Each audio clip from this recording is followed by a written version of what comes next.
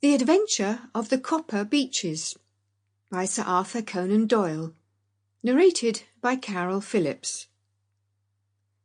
To the man who loves art for its own sake, remarked Sherlock Holmes, tossing aside the advertisement sheet of the Daily Telegraph, it is frequently in its least important and lowliest manifestations that the keenest pleasure is to be derived. It is pleasant to me to observe, Watson, that you have so far grasped this truth that in these little records of our cases, which you have been good enough to draw up, and, I am bound to say, occasionally to embellish, you have given prominence not so much to the many causes célèbres and sensational trials in which I have figured, but rather to those incidents which may have been trivial in themselves, but which have given room for those faculties of deduction and of logical synthesis which I have made my special province. And yet, said I, smiling, I cannot quite hold myself absolved from the charge of sensationalism which has been urged against my records.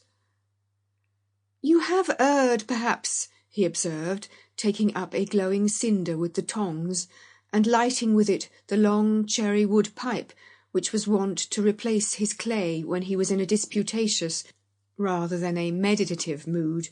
You have erred, perhaps, in attempting to put colour and life into each of your statements, instead of confining yourself to the task of placing upon record that severe reasoning from cause to effect, which is really the only notable feature about the thing.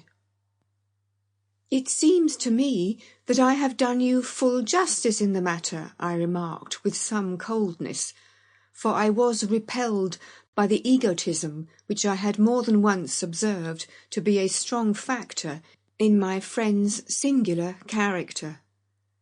No, it is not selfishness or conceit, said he, answering, as was his wont, my thoughts rather than my words. If I claim full justice for my art, it is because it is an impersonal thing, a thing beyond myself. Crime is common, logic is rare. Therefore, it is upon the logic rather than upon the crime that you should dwell. You have degraded what should have been a course of lectures into a series of tales.